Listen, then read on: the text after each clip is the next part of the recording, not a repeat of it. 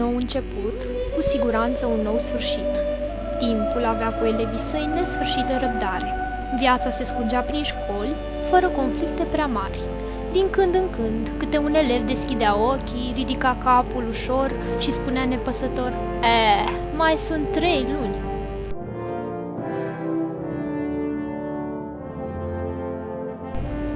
Fără să-și dea seama, cu toții porneau ambițioși pe un drum ce se anunța a fi deloc ușor: pregătirea examenului de bacalaureat.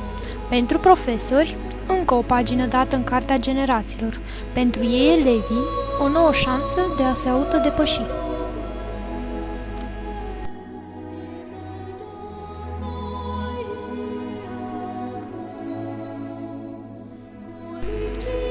Ca și când nu ar fi fost de ajuns întreaga materie, ministerul s-a hotărât să închidă și mai mult orizontul elevilor, trimițându-le câte 100 de variante, pentru o pregătire cu adevărat completă.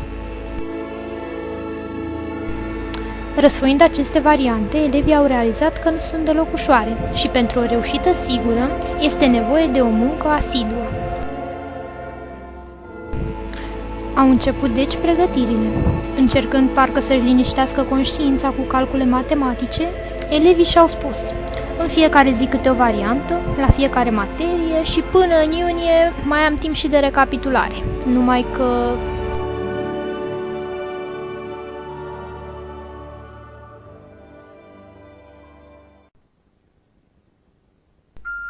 nu a fost chiar așa. Chiar dacă mulți au muncit neîncetat, în cele din urmă oboseala și mai ales plictiseala și-au spus cuvântul. Extenuați, unii elevi au decis să lase munca deoparte și să facă ceva mult mai distractiv.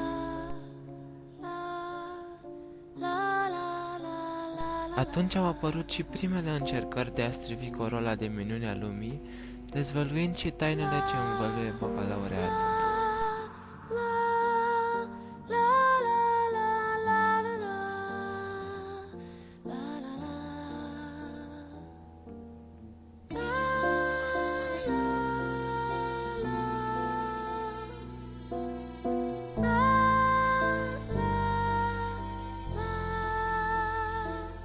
Mulți dintre ei nu au reușit decât să adoarmă, visând la o lume ideală, o lume fără probleme, o lume fără bacalaureat.